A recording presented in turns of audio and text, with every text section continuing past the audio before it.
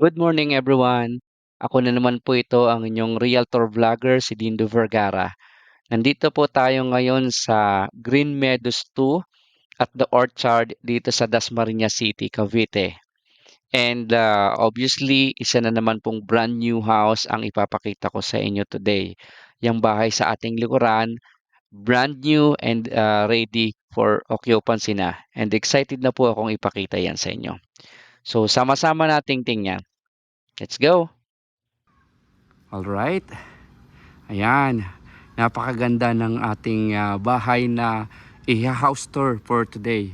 So nandito pa rin tayo sa Green Meadows at The Orchard sa Dasmariñas City, Cavite. So house specification po muna tayo. So itong bahay natin is na-construct sa 204 square meters of lot area and ang total developed area is 292.19 square meters. Ayan. So napakaganda ng location yung mismong subdivision, and ang maganda kung mapapansin nyo, wala pa siyang kapitbahay. Ayan, walang kadikit. Ayan po, left and right, wala tayong kadikit, and ito yung paligid. Ayan, so napakaganda. And before tayo mag-start sa ating house tour, kung bago ka sa aking channel, please like and subscribe and hit that notification bell para lagi po kayong updated. So let's start. So ayan po, kung mapapansin nyo, ready for occupancy na talaga siya. Lilipat ka na lang, meron na tayong gate and fence. Ayan. Meron tayong 2-car carport. Ayan po oh. Dalawang SUV or van, kasyang-kasya, wala po tayong magiging problema. Ayan. Tara. Ayan o, napakaganda. Meron ng address block 10 lot 4. Kumpleto. May plant box po tayo dito sa harap. And yung ating pedestrian gate. So napakaganda ng design. So let's proceed. Pagpasok natin dito sa pedestrian gate, dito sa ating right side, left side rather, meron tayong plant box. Ayan, may space for garden. And then ito yung ating main entrance. And then dito sa right side, meron din siyang space for garden. Kung mahilig kayong magtanim ng mga halaman, ito po ang tamang-tama. Ayan, ito yung ating entrance door. Dito muna tayo sa ating carport. Ito po yung ating carport. Ayan, kung mapapansin nyo, napakaganda, very spacious. Ayan. Right. So dito po muna tayo sa left side ng ating bahay. Ayan po. Napakaganda. Ayan, napakita ko muna sa inyo yung taas. Wow. Right? Sa left side meron tayong may space po tayo dito na setback na sa mga around 2 meters. And meron tayong space for garden. Ayan po, merong ano dyan, na pwede kayo magtanim ng mga halaman. Right? Okay. So, papunta po tayo dito sa bandang likod ng bahay. Ito po yung likod ng ating bahay. Ayan po. Oh. So, spacious dito sa likod. Nasa around 2 meters din yung wide. May fence dito sa likod na for reference, 5'5" po yung height ko. Mas matangkad po sa akin yung pader. Ayan po. Ayan po. Ito yung likod. Ito yung ating provision for service area. Ayan po. And then, ito yung ating lababo dito sa likod. And then, ito yung ating provision for laundry area. Ayan po. Mayroon na tayong mga socket po dyan. May gripo. May outdoor socket. Ayan po. Ayan, para hindi mabasa ng ulan. Alright. Okay, ito yung kabilang side ng ating bahay. Ganun din, meron tayong space para makapagtanim tayo ng halaman. Ayan po yung tinuturo ko. And then, ito yung ating taas. Pakita ko po sa inyo. Ayan po. Oh. Wow. Okay. Let's proceed sa harap. And then ito may sliding door. Pero mamaya na natin titingnan. Doon na tayo dumaan sa ating entrance door. Ayan po. Ay buksan natin tong entrance. So yung ginamit na door dito sa ating entrance is solid wood. Naka smart lock na po tayo dito. Ayan po. Okay. Wow. So pagpasok natin dito sa ating entrance door, ito po yung bubungad sa atin. Yung napakagandang living area. Very spacious po ng ating living area. Kung maglalagay po kayo ng mga malalaking furniture, yung malaking sofa, walang magiging problema kasi po very spacious. Tara, pasok tayo. Okay. Ayan. Ito po yung ating view dito sa ground floor. So napakaganda nito, yung ating wall. So dito natin ilalagay yung ating entertainment area, yung ating television set. Ayan po, may mga electrical socket po dyan. Yung sa internet, cable, nandyan po. Ready na po siya. Ayan. So banda dito, pag naglakad tayo ng konti, sa tapat ng ating sliding door, pwede nating, ito po yung ating magiging dining area. Ayan po. Very spacious. Kahit maglagay po kayo ng 6 to 8 chairs na dining table, wala pong magiging problema. And then meron tayong sliding door papunta doon sa lanay area. So nanggaling po tayo dyan kanina. Ayan po, ang ganda ng kisame. So napakaganda ng design. Okay. Ayan. So expect po medyo magiging mahaba po yung ating house tour kasi gusto ko ipakita sa inyo kahit yung mga maliliit na detalye ng bahay na to. Ayan. So dito kung mapapansin niyo, gustong-gusto ko to. Pwede kayong maglagay ng mga pang-display po dyan. So lapitan natin. Ito. Steel po siya. Steel. Right? And then, dito, ito yung ating powder room. Ayan po. Napakaganda ng ating powder room. Ayan po. Napakaganda ng mga fixtures. Ayan po. Yung tiles, from floor to ceiling na ang tiles. Ayan po yung ating mirror. Ayan po. Alright. Okay. And then, bago tayo pumasok ng door ng ating powder room, meron tayong maliit na cabinet dito sa baba. Ayan po. So, marami tayong pwedeng ilagay. And then, ito yung ating electrical socket. Yung circuit breaker rather. Ayan, circuit breaker po. So, hindi siya basta nakikita kagad. Ayan po. Alright. And then, again, ito po yung ating dining area na napakaganda. Okay. And then, ito po yung ating kitchen area. Ayan po. Titigan nyo po yung kitchen area. Napakasarap magluto po dito. Kung mahilig kang magluto, ito yung magandang kitchen area. Ayan. So, meron tayong counter, po dito. Yung shape natin pa-square. Yung shape. Ayan po. Wow. So, napakasarap magluto dito. Dito sa ating kitchen area, meron na tayong mga cabinet. Diyan sa baba. May pull-out cabinet. Then, kasama na din po itong ating gas range. Okay. And then, ito yung ating provision para sa ating range hood. Ayan po, may butas na siya doon, no? Then ito yung ating sa microwave. Ayan o. And then may cabinet po tayo dyan sa taas. Kompleto. Ayan po o.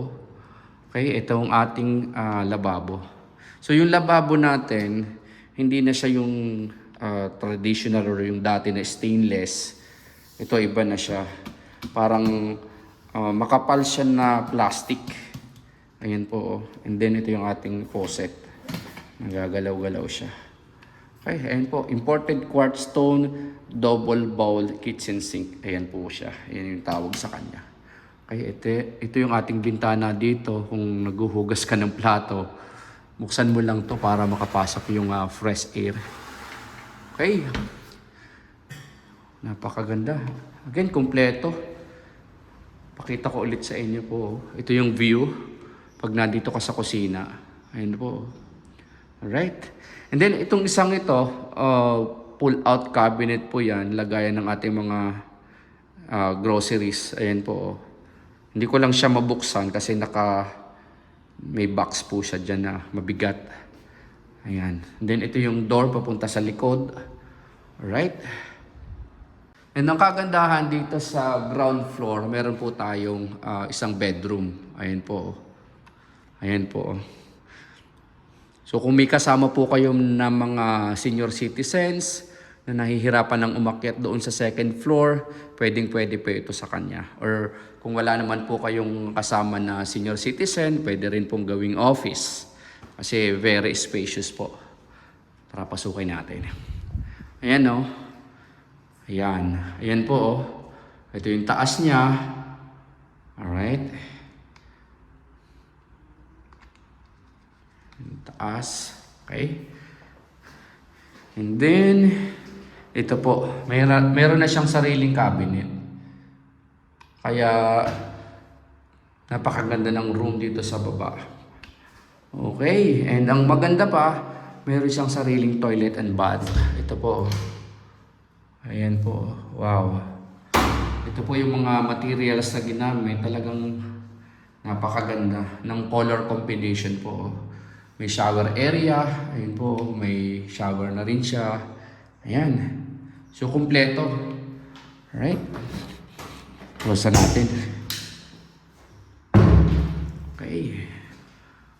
Wow. Napakaganda dito. Ayan po oh. So again, ito po ay located sa Green Meadows at The Orchard dito po sa Dasmariñas, Cavite. Ayan, no? Napaka-elegante ng ating stairs. Excited na po akong ipakita sa inyo yung ating second floor.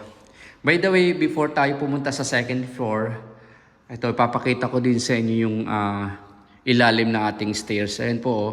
Very elegant din po siya. Ang ganda ng design na parang naka-open lang siya. Ayan po. Oh. So, pwede rin kayo maglagay ng mga furniture po dito or yung mga bagay na gusto nyong ilagay. Ayan po. Oh. Okay. Wow. Napakaganda dito. Maganda rin yung bintana. Oh. So, madami ang bintana dito sa ground floor. Ayan po. Oh. Ayan, so pasok na pasok po yung ating natural light mula doon sa labas. So let's proceed na sa ating second floor. Ito po, oh. Pakita ko sa inyo yung stairs. Oh. Ayan, oh, may plastic pa. Ayan. Oh, pakita ko lang din sa inyo yung taas. Ayan po, oh. Very elegant. Okay. Ito, fixed window po ito. Itong tinuturo ko, fixed window. Yung taas, fixed window din siya. Ito yung dalawang to, nabubuksan po siya. Okay. Dito sa ating second floor, meron po tayong 3 bedrooms. Ayan. So, pagpasok natin or pag-akyat natin dito sa second floor, meron po tayong landing area po dito. Ayan po. Spacious din yung ating landing area. Alright. So, isa-isahin natin.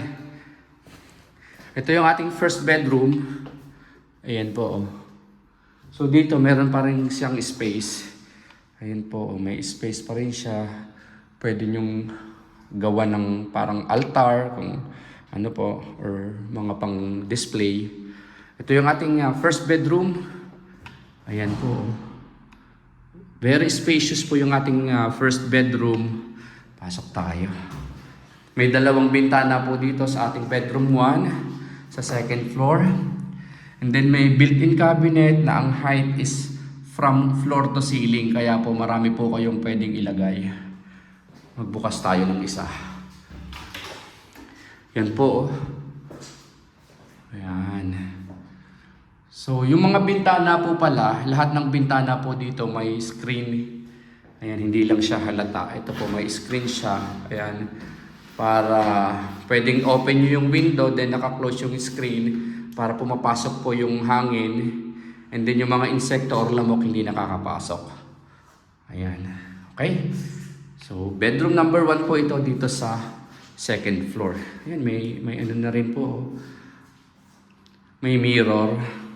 Yung vanity area natin dito. Close na natin. Okay. Then, let's proceed sa ating second bedroom. Yan po. Si first bedroom at saka si second bedroom, almost the same in size. Yung itsura niya or yung orientation, halos pareho lang din po. Mayroon dalawang bintana. Pasok tayo. And then, meron din siyang cabinet. Almost the same. Pati yung size, pati yung mirror, pareho. Okay. And then, ito po yung kanilang toilet and bath.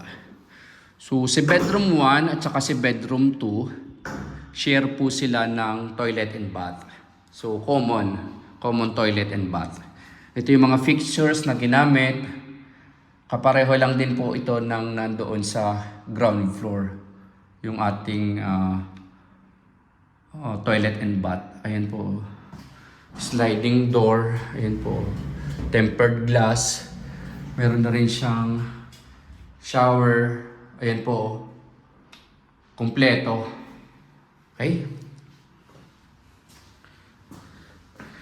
And then, itong pinto na to, ito po yung papunta sa ating master bedroom. Okay?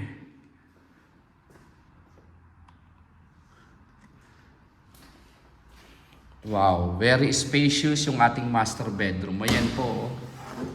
Napakalaki ng ating master bedroom. Okay, pasok tayo. Ayan po. So, si master bedroom, very spacious, malaki yung bintana.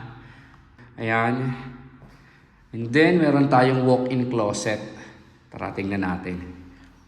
Ito po yung ating walk-in closet. Talagang maraming pwedeng ilagay. Kung marami po kayong mga damit, ito po yung tamang-tama. Ayan po, oh. May, ilan ba to? 1, 2, 3, 6 na pinto. Ayan po, oh. So, mula taas hanggang baba, ayan po, oh. Kaya, napakaraming pwedeng ilagay. Okay. And then, ito po yung ating master toilet and bath. Ang ganda ng color combination na green na tiles, then black yung frame ng shower enclosure. Okay, pakita ko lang din muna sa inyo. Ayan po. Wow. And then dito meron po tayong jacuzzi. Ayan po. Sarap maligo dito, sarap magbabad. Lalo ngayon summer dito sa Pilipinas. Ayan po. Wow. Ito yung ating shower. Rain shower yung naka-install po dito. Ayan o. Okay. Lahat po ng detalye ng bahay nito ilalagay ko po sa description box ng ating channel. Ayan po. Wow. I hope nag-i-enjoy po kayo sa ating ginagawang house tour. Okay. Ito po. And then, dito po sa ating master bedroom, meron po tayong balcony. Okay? Tingnan natin. Ayan po. Wow. Very spacious ng ating balcony. Ayan po, oh. Okay. May tempered glass po tayo dito. Ayan po. Yung frame niya is stainless steel. Ayan po. Then, okay. So, ito yung side ng bahay pag nandito ka sa balcony. Ito po yung paligid, oh. So, kung meron po kayong mga anak na maliliit pa, malayang-malaya po sila makapaglaro dito kasi po, secured yung subdivision, then very spacious pa yung lugar. Ayan po, oh. So kung may mga chikiting po kayo na mahilig tumakbo, maglaro, ayan po. Ito ang tamang-tama na bahay para sa inyo. Walang dumadaan. So napakaluwag. Spacious. Tara na sa baba. Alright. So again, I hope nag-i-enjoy po kayo sa ating ginagawang house tour. Nandito pa rin po tayo sa Green Meadows at Orchard, Dasmariñas, Cavite. Right?